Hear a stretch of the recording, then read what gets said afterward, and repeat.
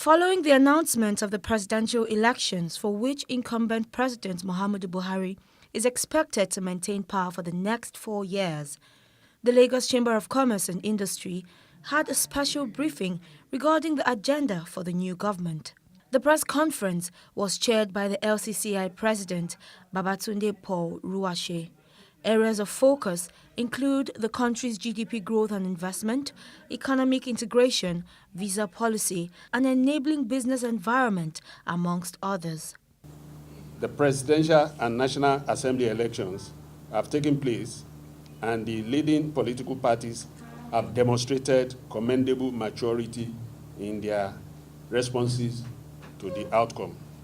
As investors' confidence begins to be restored with diminishing uncertainty, we expect to see a rebound in the tempo of the economic activities. The last 3 years have been characterized by upsides and downsides in the economy. Some of the drivers of economic conditions are internal, while others are external. The National Bureau of Statistics reported that the nation's GDP grew by 2.4% in the fourth quarter of 2018, compared to third quarter of 2018 growth of 1.8%. The government should therefore commit to policy and programs that will accelerate economic growth and ensure that the growth rate surpasses the rate of growth of population. The LCCI is aware that there are arguments for and against economic integration, either at regional and continental level. However, we are of the view that the Nigerian economy has more to gain by being part of economic integration process at regional ECOWAS. We should grant nationals of selected advanced economies visa-free entry into Nigeria for a maximum of 30 days. This is the practice in many of the emerging economies, and their economies have benefited tremendously from this policy. We appreciate the series of economic executive orders focused on promoting the ease of doing business in Nigeria. These orders are impacting positively on the business environment and promoting an inclusive economy through scaling up of local content in government expenditure. But compliance can be much better. One of the biggest institutional challenges facing the business community today is the Nigerian Customs Service.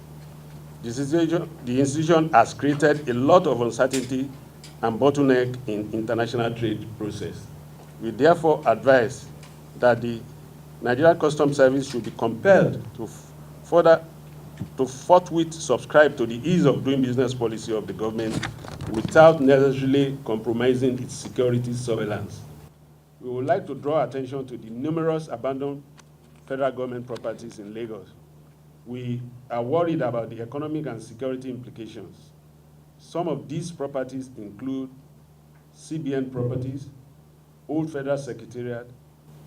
Beyond the economic waste that this situation represents, some of them serve as hideouts for hoodlums, criminals, and miscreants.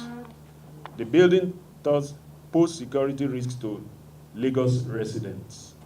We urge the federal government to either return the property to Lagos State government, which is in the original owners of the land, or give them out on lease to private sector. There is an urgent need for the government to expedite the process of procuring relevant title documents in order to facilitate their transfer for effective uses. The past situation continues to pose challenges to business operators. There are complaints across all sectors about the high energy costs, especially high expenditure on diesel. The situation has worsened with increase in global crude oil price. Many businesses spend as much as 20 to 30% of their total operating cost on generating costs. We propose that policies and incentives be put in place to encourage the decentralization and more off-grid solutions. However, Questions regarding the housing deficit currently faced by those at the lower pyramid was asked and briefly spoken of by the president. Well, we all know that there are a lot of empty houses, but they are beyond the reach of the poor. So that's one problem that we as a people has to face. There are so many houses. Even in Lagos State, you have so many estates that are completed that are not occupied by people because the price tag is out of the reach of the ordinary person. So this is a very, very complicated thing, and what we advocate is probably government should just provide the land and probably create standards and let people do the building or a private sector.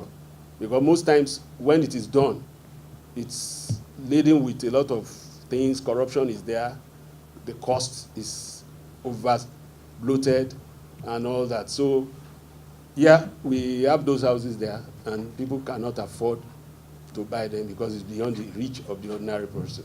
For Plus TV Africa, Irene Ubani.